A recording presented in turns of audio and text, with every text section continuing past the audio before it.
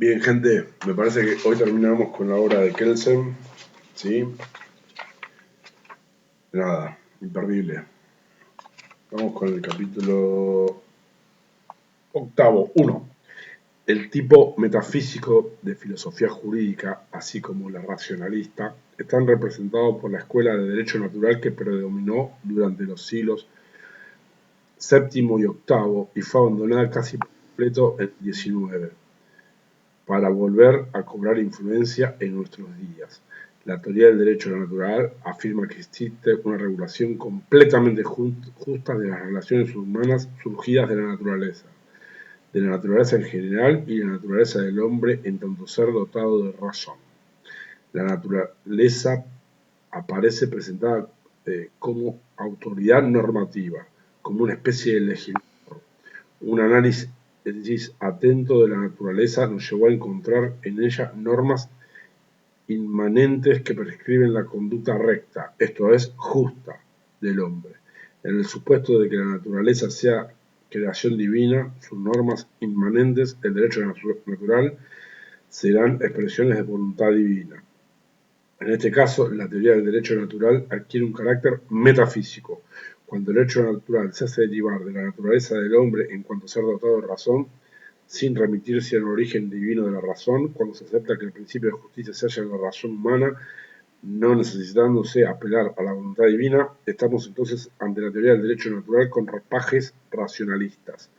Desde el punto de vista de una ciencia racional de derecho, la postura metafísico-religiosa de la teoría del derecho natural no puede ser tenida en cuenta.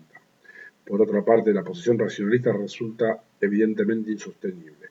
La naturaleza, en tanto sistema de hechos vinculados entre sí por el principio de causalidad, no tiene voluntad propia y por lo tanto no puede determinar conducta humana alguna. De un hecho, es decir, de lo que es o sucede realmente, no puede deducirse lo que debe ser o acontecer. La teoría racionalista del derecho natural se basa en un sofisma cuando intenta extraer de la naturaleza normas para la conducta humana. Lo propio puede decirse del propósito de deducir tales normas de la razón humana.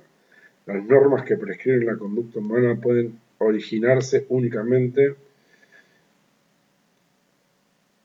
en la voluntad y esta voluntad será exclusivamente humana si se deja de lado la especulación metafísica. La afirmación de que el hombre debe conducirse de una determinada manera cuando quizás no se conduce realmente de ese modo será formulada por la razón humana únicamente en el supuesto de que, por un acto de voluntad humana, se haya establecido una norma que prescriba dicho comportamiento.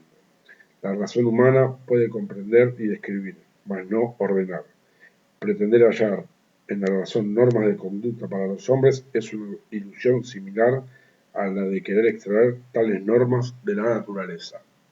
2. No resulta sorprendente, por lo tanto, que los diversos partidarios de la teoría del derecho natural hayan deducido de la naturaleza divina o encontrado en la naturaleza humana principios de justicia sumamente contradictorios entre sí. En conformidad con uno de los más distinguidos representantes de esta escuela, Roberto Filmer, la autocracia, la monarquía absoluta, es la única forma de gobierno natural, vale decir justa. No obstante, otro teórico del derecho natural, igualmente relevante, Juan Locke, demuestra siguiendo el mismo método que la monarquía absoluta no puede ser considerada en ningún caso como forma de gobierno, y tan solo la democracia tiene tal valor, pues únicamente ésta se acuerda de la naturaleza, siendo por lo tanto la única justa.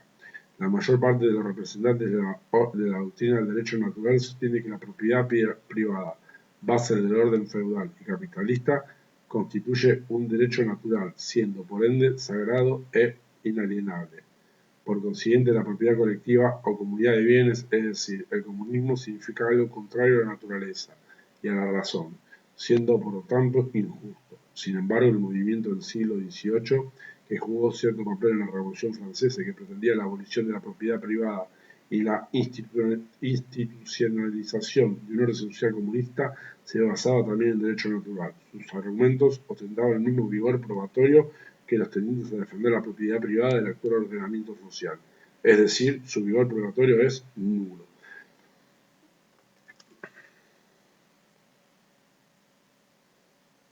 Su vigor probatorio es nulo, merced a un método basado en un sofisma como ocurre en el caso de la teoría del derecho natural. Para demostrar todo o lo que es igual, no es posible demostrar nada. Capítulo noveno y último, aparentemente. 1. Si hay algo que podemos aprender de la historia del conocimiento humano es o son los estériles que resultan los esfuerzos por encontrar a través de medios racionales una norma de conducta justa que tenga validez absoluta, vale decir, una norma que excluya la posibilidad de encontrar justa la conducta opuesta. Si hay algo que puede aprenderse de la experiencia espiritual del pasado es que la razón humana puede concebir solo valores relativos. En otras palabras, el juicio con que juzgamos algo justo no puede usar jamás excluir la posibilidad de un juicio de valor opuesto. La justicia absoluta confiere una perfección suprema y racional. Desde la perspectiva del conocimiento racional solo existen intereses humanos y por consiguiente conflicto de intereses. Zanjar los mismos supone dos soluciones posibles, o satisfacer a uno de los términos a costa del otro o establecer un equilibrio entre ambos. Resulta imposible demostrar cuál es la solución justa, dado por supuesto que la paz racional es el valor supremo. La paz social es el valor supremo. El equilibrio representará la solución justa. De todos modos, también la justicia de la paz es meramente una justicia relativa que en ningún caso puede elegirse en absoluta. Más, ¿cuál es la moral de la filosofía relativista de la justicia? ¿Acaso tiene una moral? ¿O trata tal vez de un relativismo amoral o inmoral, como muchos sostienen? No lo creo. El principio ético fundamental subyace a una teoría relativista de los valores e inferible de la misma. Lo configura el principio de la tolerancia, vale decir, el imperativo de buena voluntad para comprender las concepciones religiosas o políticas de los demás, aunque no se las comparta, o mejor dicho, precisamente por no compartirlas, no impidiendo además su exteriorización pacífica. Resulta obvio que de una concepción relativista no puede deducirse ningún derecho a una tolerancia absoluta, sino únicamente una tolerancia encuadrada en un orden positivo que garantice la paz a quienes se la subordinan, prohibiéndoles el empleo de la violencia sin limitarlos en la exteriorización pacífica de sus opiniones. Tolerancia significa libertad de pensamiento. Los valores morales más elevados sufrieron el menoscabo de la intolerancia de sus defensores. En las piras que la Inquisición española encendió para defender la religión cristiana, no solo fueron abrazados los cuerpos de los herejes, sino que asimismo se sacrificó una de las enseñanzas más importantes de Cristo: no juzgues para no ser juzgado. En las tremendas guerras religiosas del siglo XVII, en que la Iglesia perseguida estaba de acuerdo con la perseguidora exclusivamente en el propósito de terminar con la obra, Pedro Bayle, uno de los más grandes emancipadores del espíritu humano, a quienes creían poder guardar el orden político religioso existente merced a la intransigencia con los demás, les objetaba lo siguiente: el desorden no surge de la tolerancia, sino de la intransigencia. Una de las páginas más gloriosas de la historia de Austria la constituye el decreto de tolerancia de José II. En el supuesto que la democracia constituye una forma de gobierno justa, de vez en cuando significa libertad, y libertad quiere decir tolerancia. Sin embargo, surge una pregunta: ¿puede permanecer tolerante la democracia cuando tiene que defenderse de ataques antidemocráticos? Sí, en tanto en cuanto no reprima la exteriorización pacífica de las concepciones antidemocráticas. Exactamente, esa tolerancia es lo que diferencia la democracia de la autocracia. En cuanto a esta diferenciación se mantenga, tendremos razón para rechazar la autocracia y estar orgullosos de nuestra forma democrática de gobierno. La democracia no debe salvaguardarse renunciando a sí misma. Sin embargo, un gobierno democrático también el derecho de reprimir por la fuerza y evitar que los instrumentos adecuados todo intento que pretenda derrocarlo violentamente. El ejercicio de tal derecho no se contrapone al principio democrático ni al de tolerancia. En ocasiones puede resultar difícil discurrir una línea divisoria entre la divulgación de ciertas ideas y la preparación de un golpe revolucionario. De todos modos, el mantenimiento de la democracia depende de la posibilidad de hallar dicha línea divisoria. Asimismo, tal vez ocurra que ese deslindar conlleve cierto riesgo, más honra y esencia de la democracia correr ese riesgo. cierto riesgo, como más es honra y esencia de la democracia correr ese riesgo. Una democracia que no sea capaz de afrontarlo no es merecedora de que se la defienda. 3. Dado que la democracia es por naturaleza profunda libertad y libertad significa tolerancia, no existe forma alguna de gobierno más favorecedora de la ciencia que la democracia. La ciencia solo puede desarrollarse cuando es libre.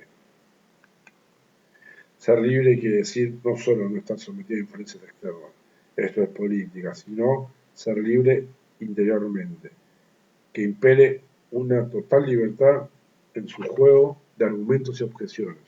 No existe doctrina que pueda ser eliminada en nombre de la ciencia, pues el alma de la ciencia es tolerancia.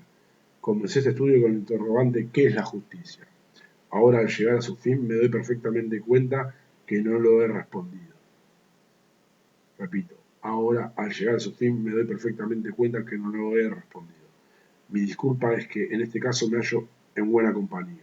Sería más que una presunción de mi parte hacerles creer a mis lectores que puedo alcanzar aquello que no lograron los pensadores más grandes. En rigor, yo no sé ni puedo decir qué es la justicia. La justicia absoluta es el hermoso sueño de la humanidad. Debo conformarme con la justicia relativa. Ese hermoso sueño de la tan solo puedo decir que es para mí la justicia, puesto que la ciencia es mi profesión y por lo tanto lo más importante de mi vida, la justicia es para mí aquello bajo cuya protección puede florecer la ciencia. Y junto con la ciencia, la verdad y la sinceridad. La justicia de la libertad, la justicia de la paz, la justicia de la democracia, la justicia de la tolerancia. En fin, espero que haya sido una invitación a reflexionar y a seguir hurgando en la filosofía jurídica. Nos vemos, gente.